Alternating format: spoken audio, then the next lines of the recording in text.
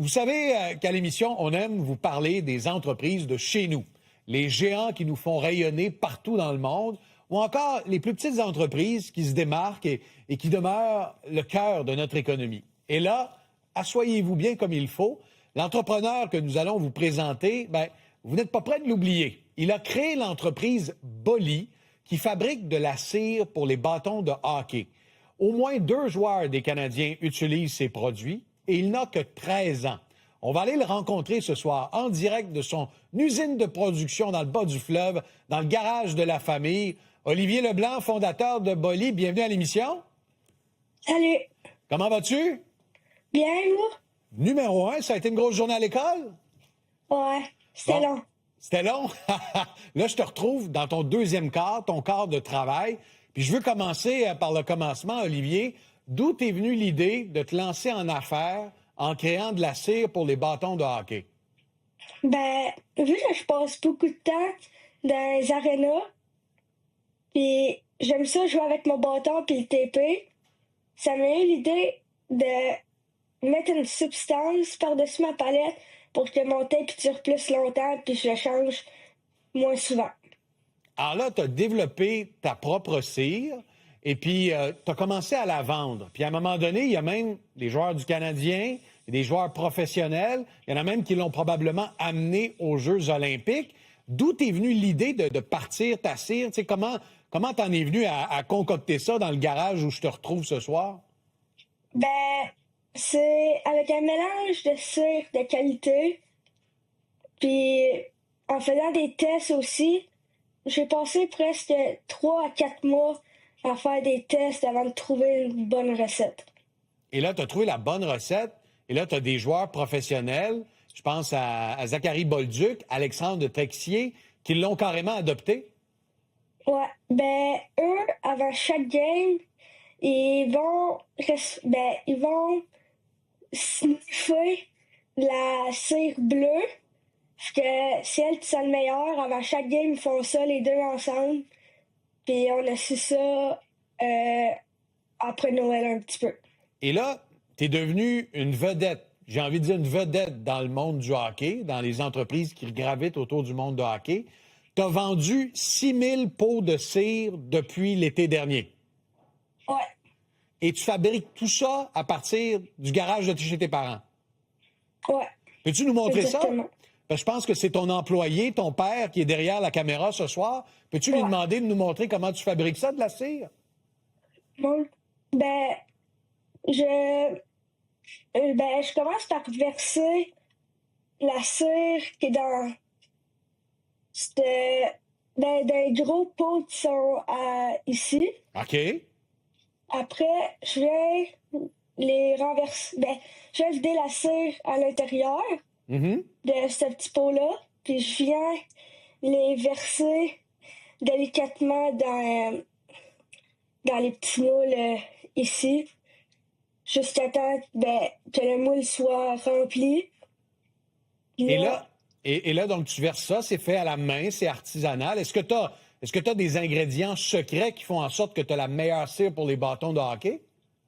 Moi, j'utilise un mélange de 2 cires de très bonne qualité. Puis avec ces 2 cires-là, ça fait ce résultat-là, une cire, on va dire, parfaite. Elle n'a aucun défaut, je trouve. Et là, il est permis de croire que ta cire, elle s'est rendue aux Olympiques parce qu'Alexandre Texier est là-bas. Ça te fait quoi de savoir que ton produit, il est aux Olympiques, fort probablement aux Olympiques? C'est impressionnant. C'est quasiment un rêve qui est devenu réel. Puis quand on a su ça, que Texier est aux Olympiques avec supposément ma cire, on n'y en croyait pas nos yeux. Et là, je le rappelle, Olivier, tu as 13 ans. Puis juste une petite précision, parce que je suis persuadé qu'il y a des gens dans le salon à la maison qui se disent « Ouais, mais de la cire sur un bâton de hockey, ça change quoi exactement? Là? Pourquoi un joueur dans la chambre du Canadien va appliquer de la cire sur son bâton? » Premièrement, tu as une meilleure adhérence avec ton tape. OK. Fait que toute l'eau puis la neige, il n'y a plus rien qui arrive sur ta palette. Fait que c'est mieux pour le contrôle.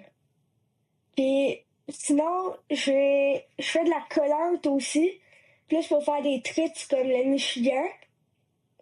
Puis ça, c'est... Ouais. Et ça, la collante, ça fait quoi, ça? Ben, ça fait que avec les tricks plus Michigan, tu peux impressionner du monde. Ah ouais, OK. Bon, je prends ça en note. Écoute, je le rappelle, tu es ado, tu vas à l'école, tu as créé ton entreprise, puis là, c'est devenu vraiment gros. Et finalement, tes parents sont devenus tes employés. Dis-moi, comment c'est travailler avec des parents qui sont tes employés? Puis là, ils nous écoutent pas, là, tu peux être honnête avec moi. Ils sont bons? Ouais, quand même. Ouais? C'est pas les meilleurs, mais sont bons. OK, c'est bon. Et c'est quoi leur tâche dans l'entreprise? C'est carrément des gens que tu vas superviser à ton âge et puis qui vont t'aider à amener ça en magasin parce que tu en vends partout. Tu en vends dans des sports experts, dans des arénas. Tu as des dizaines de points de vente, là. Ouais, ben, je vends environ sur 20 points de vente. Puis, par exemple, ma mère, elle s'occupe plus du marketing, ben, tout ce qui est sur Internet. Moi et mon père, la cire, ben, faire la cire. Mm-hmm. Puis, moi, mon père, puis ma soeur, on colle les collants, puis on met les watts d'un cup. C'est beaucoup, beaucoup de travail. Est-ce que tu sais qu'il y a de grands entrepreneurs? Puis je pense chez nous à Serge Godin de CGI, je pense à Steve Jobs de Apple, Jeff Bezos d'Amazon, des gens qui ont créé d'énormes entreprises et qui ont commencé dans leur garage. Est-ce que tu penses que toi, avec ton entreprise, tu vas peut-être réussir un jour à créer quelque chose d'énorme comme ces entrepreneurs visionnaires-là? Je sais pas, mais je vais essayer dans l'année 2026 de faire du tape puis des ciseaux. Alors, tu vas commencer à diversifier tes activités. Puis en terminant, Olivier, Ouais. tu vas être homme d'affaires un jour, tu vas être entrepreneur? Ben, je sais pas encore que oui, en faisant de la cire, j'apprends plein de choses, comme le marketing, mais je sais pas si j'aimerais ça faire ça pour toute ma vie. Je te souhaite assurément bon succès. C'est un témoignage inspirant. Olivier Leblanc, tu es fondateur de Bolly, tu as 13 ans et je te souhaite bon succès. Merci.